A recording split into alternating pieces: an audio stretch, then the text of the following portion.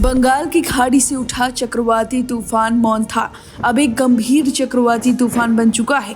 आंध्र प्रदेश और ओडिशा के तटीय इलाकों में तबाही मचाने के बाद अब इसका असर उत्तर भारत, खासकर उत्तर प्रदेश, बिहार और झारखंड तक पहुंचने लगा है। आईएमडी की ताज़ा रिपोर्ट बताती है कि मोंथा ने पिछले 6 घंटों में 15 किलोमीटर प्रति घंटे की रफ्तार से उत्तर पूर्वी दिशा की ओर रुख किया है। मौसम विभाग के मुताबिक तूफान के असर से केरल, कर्नाटक, छत्तीसगढ़, मध्य प्रदेश, महाराष्ट्र, राजस्थान, झारखंड, बिहार, उत्तर प्रदेश और राजधानी दिल्ली में मौसम में भारी बदलाव देखने को मिलेगा। अब चलिए जानते हैं कि यूपी, बिहार, झारखंड और राजधानी दिल्ली में मोंथा का क्या असर होगा। सबसे पहले बात कर लेते हैं यूपी की। यूपी में बदलेगा मौसम का मिजाज।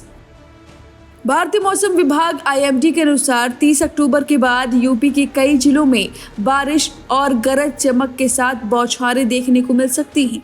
तेज हवाओं और बिजली गिरने की संभावना के चलते किसानों को फसल की कटाई और भंडारण में सावधानी बरतने की सलाह दी गई है।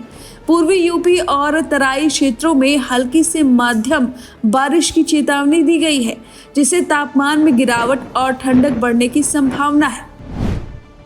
वहीं अब बिहार की बात करते हैं। बिहार में मोंथा का असर दिखने लगा। बंगाल की खाड़ी में बने साइक्लोन मोंथा का असर अब बिहार में दिख रहा है। आईएमडी के मुताबिक 29 से 31 अक्टूबर के बीच बिहार के कई हिस्सों में हल्की से मध्यम बारिश होगी, जबकि दक्षिणी और पूर्वी जिलों में जैसे गया, भागलपुर, नवादा, पटना में तेज हवा और गरज के साथ वर्षा की संभावना है। इस दौरान रात के तापमान में गिरावट दर्ज की जाएगी और सुबह शाम हल्की ठंड का एहसास पड़ जाएगा। 12 जिलों में बूंदाबांदी देखी गई है। गुरुवार को दरभंगा, मुजफ्फरपुर, बक्सर समेत राज्य के 20 जिलों में भारी बारिश का अलर्ट है। मौसम विभाग ने पहले ही 3 दिन के लिए खराब मौसम का अलर्ट जारी कर दिया था। वहीं बारिश की वजह से तापमान गिरेगा और ठंड बढ़ जाएगी। वहीं बिहार आईएमडी ने प्रेस रिलीज निकाली है, खासकर किसान भाइयों के लिए। इस प्रेस रिलीज में जन सामान्य के लिए एहतियातन सलाह दी गई है। इस सलाह में कहा गया है कि चूंकि वर्तमान में खरीफ फसलों की कटाई का समय है, अतः किसान भाई अपनी पकी हुई फसलों को शीघ्र काटकर सुरक्षित स्थान पर रख दें। वह खेतों तथा खुले में सूखने के लिए रखें। फसलों का उचित भंडारण कर लें। सब्जी वाली फसलों की सिंचाई फिलहाल टाल दें। वज्रपात से सुरक्षा के लिए आकाशीय बिजली के समय खुले मैदान, ऊंचे पेड़ों, जलाशयों या बिजली के खंभों के पास न खड़े हों। घर के अंदर रहें और मोबाइल फोन या अन्य विद्युत उपकरणों का उपयोग सावधानी पूर्वक करें। वह स्थानीय प्रशासन एवं आपदा प्रबंधक विभाग द्वारा जारी निर्देशों का पालन करें और किसी भी आपात स्थिति में संबंधित हेल्पलाइन नंबरों में संपर्क करें। अति भारी बारिश के दौरान शहरों के निचले स्थानों में जल जमाव और नदियों के जलस्तर में वृद्धि और तटबंधों को नुकसान हो सकता है, अतः अचानक आने वाली बाढ़ की संभावनाएं वाले क्षेत्र से दूर रहे। तो ये एहतियातन सलाह दी गई है किसानों के लिए। यानी कि बिहार में मामला बढ़ता ही जा रहा है, मोंथा का कहर बढ़ता ही जा रहा है। वहाँ पर मौसम में भारी बदलाव देखने को मिल सकता है। बारिश के लिए हाई अलर्ट जारी कर दिया गया है। और अब बात करते हैं राजधानी दिल्ली की और दिल्ली एनसीआर की।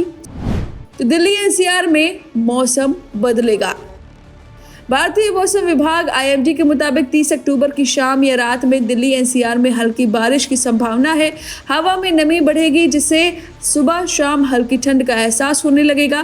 तापमान में मामूली गिरावट और हवा की दिशा में बदलाव देखने को मिलेगा। मौसम विशेषज्ञों का कहना है कि अक्टूबर के आखिरी हफ्ते में दिल्ली की ठंड आधिकारिक तौर पर शुरू हो जाएगी।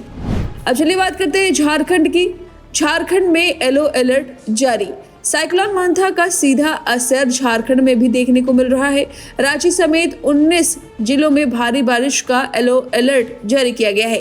राज्य में कई जगहों पर मंगलवार से बारिश शुरू हो गई है। तापमान में 3 से 5 डिग्री तक की गिरावट की संभावना जताई गई है, जिससे दिन में ठंडक बढ़ सकती है। आपदा प्रबंधक विभाग ने सभी जिलों को सतर्क रहने और तैयारी पूरी रखने के निर्देश दिए हैं। यानी कि कुल मिलाकर साइक्लोन मोंथा के असर से उत्तर और पूर्वी भारत में मौसम का रुख बदल चुका है।